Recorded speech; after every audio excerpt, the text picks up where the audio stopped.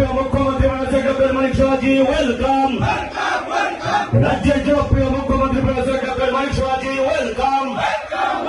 রাজ্যের জনপ্রিয় মুখ্যমন্ত্রী প্রফেসর ডক্টর মানিক সাহাজি, প্রিয় মুখ্যমন্ত্রী প্রফেসর ডক্টর মানিক সাহাজি ওয়েলকাম। রাজ্যের জনপ্রিয় মুখ্যমন্ত্রী প্রফেসর ডক্টর মানিক সাহাজি ওয়েলকাম।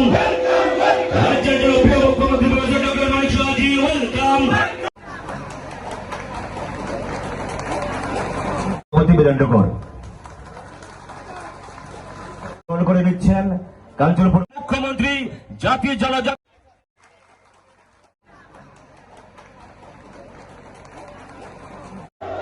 নমস্কার।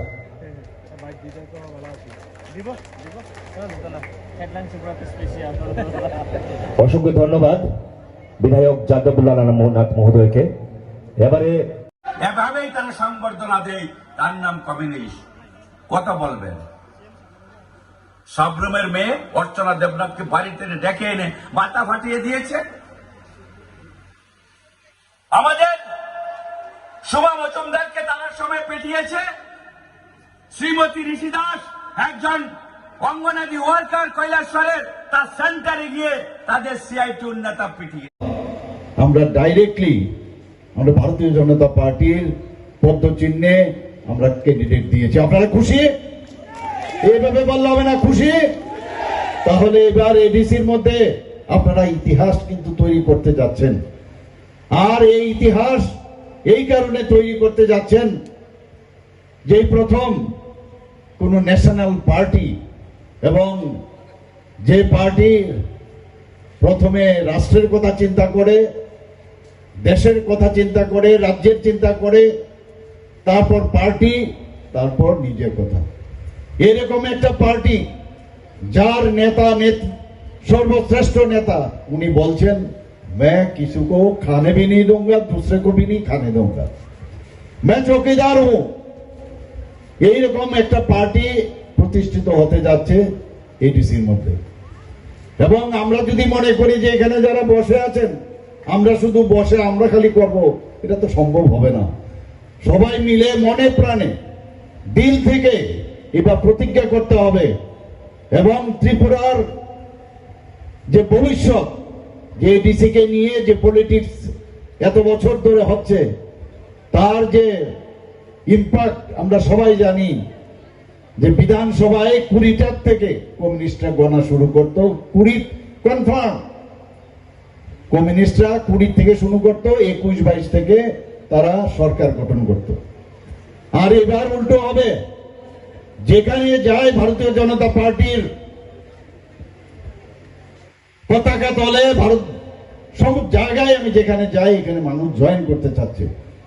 আমরা সবাই জানি 2014 আগে এমন একটা অবস্থা হয়েছিল যে পার্টি,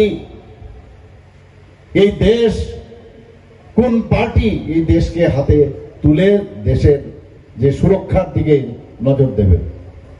আজকে এখানে এই যে 3-10 কাঞ্চনপুর ক্যান্ডিডেটের শ্রী শৈলেন্দ্রনাথ মহোদয়ের যে নির্বাচনী সমাবেশ, সেই সমাবেশে আমাদের মাঝে আমি যখন এখানে ঢুকছিলাম, যাদবলাল নাথ মহোদয় আমাদের অত্যন্ত প্রিয় ভাজন এবং জনপ্রিয় বিধায়ক, শ্রী ওনার ভাষণ আমরা শুনছিলাম, এবং উনি ইনচার্জও, এই এলাকার ওনাকে ইনচার্জ বানানো হয়েছে। মাঝে মাঝে আমার সাথে ওনার টেলিফোনে কথা বলেন, এবং উনি কথা বলছিলেন কমিউনিস্টদের বিভিন্ন দুর্নীতির কথা উনি তুলে ধরলেন।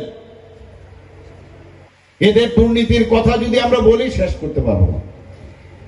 এবার যে বিধানসভা হলো, কমিউনিস্টদের যিনি মার্ক্সবাদী কমিউনিস্ট পার্টির যিনি সম্মানিত বিধায়ক আছেন এবং যিনি এলওপি লিডার অফ অপোজিশন, উনি বলছিলেন যে ভারতীয় জনতা পার্টির নাকি দুর্নীতি চারিদিকে ছড়ে গেছে।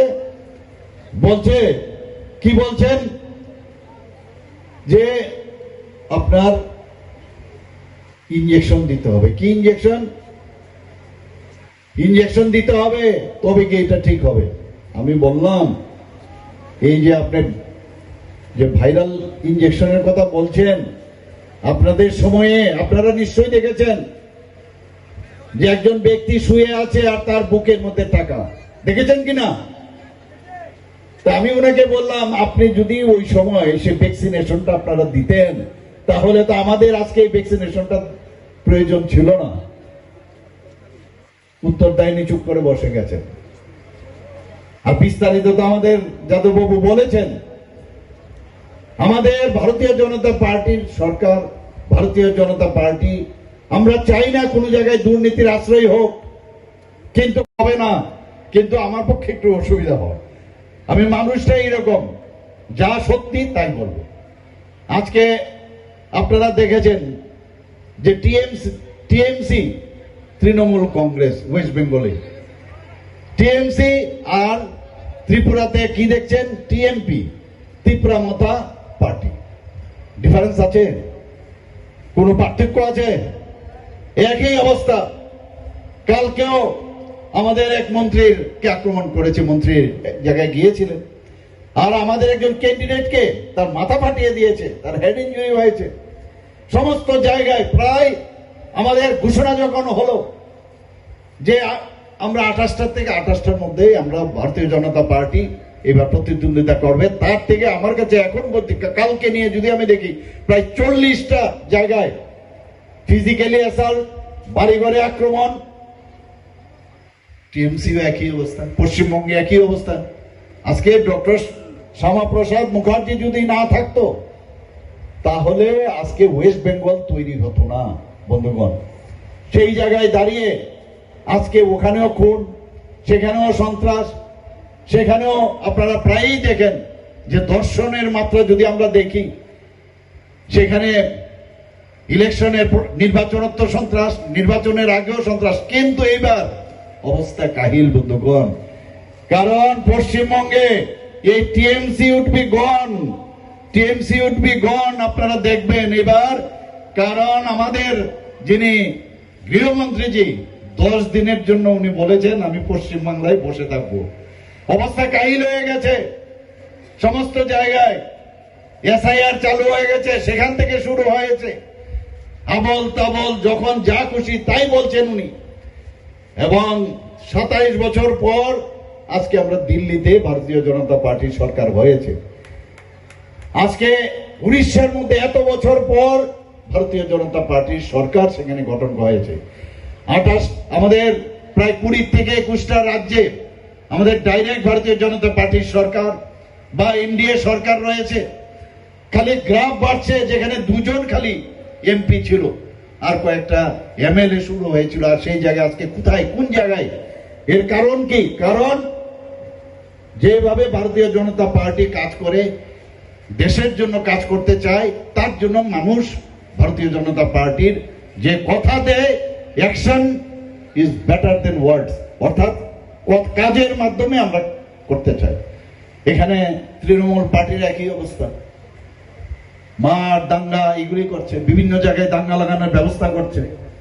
আমি একটা জায়গায় বলেছিলাম, মাননীয় প্রধানমন্ত্রী যে অপারেশন সিন্দুর, যেভাবে 26 জন আমাদের মেয়েদের যেভাবে তাদের ধর্মকে সামনে রেখে যেভাবে গুলি করে টেররিস্টরা মেরেছে, 26 জন, এর মধ্যে 25 জন ভারতীয় আর একজন আমাদের নেপাল থেকে এসেছিল। এবং মাননীয় প্রধানমন্ত্রী গান্ধী ময়দান থেকে বলেছেন, मैं किसी को छोड़ने वाला नहीं हूं। আগে কি হতো, मैं নিন্দা करता हूं, এখন নিন্দা টিন্দা না, একদম 100 কিলোমিটার ভিতরে ঢুকে 26 জনের বদলে 26 মিনিটের মধ্যে 8 থেকে 9টা টেররিস্টের ঘাঁটি ধ্বংস করে দিয়েছে বন্ধুগণ। এর জন্য উনি কি বলছেন? উনি বলেছেন, we don't need any preacher, পরামর্শ দিতে আসবেন না, সমস্ত পৃথিবীকে জানিয়েছেন উই নিড পার্টনার। টেররিস্টদের বিরুদ্ধে আমাদের সোচ্চার হতে হবে সবাই। কাজে আমরা we are host on ourself, আমরা নিজেদের এখন যথেষ্ট আমরা শক্তিশালী, আমাদের বুঝাতে হবে না। এর আগেও এয়ার স্ট্রাইক করেছেন, সার্জিক্যাল স্ট্রাইক করেছেন, তো একদিকে শক্তিশালী করছেন, আরেক দিক দিয়ে ইনফ্রাস্ট্রাকচার ডেভেলপ করছেন, একদিকে মা বোনদের আজকে যেভাবে তাদের আত্মমর্যাদা বাড়াচ্ছেন, তাদেরকে ফাইন্যান্সিয়ালি ডেভেলপ করছেন, সোশিও ইকোনমিক্যাল কন্ডিশন ডেভেলপ করছেন, এরকম একটা সুবর্ণ সুযোগ আমাদের দেশের মধ্যে এসছে। তো G20-র মধ্যে আপনারা দেখেছেন যেভাবে মাননীয় প্রধানমন্ত্রী যে প্রেসিডেন্সি যখন নিলেন, সেখানে বড় বড় তাবর, আমিও সেখানে গিয়েছিলাম, সেখানে তাবর নেতা মাননীয় প্রধানমন্ত্রীজির পায়ে ধরে নমস্কার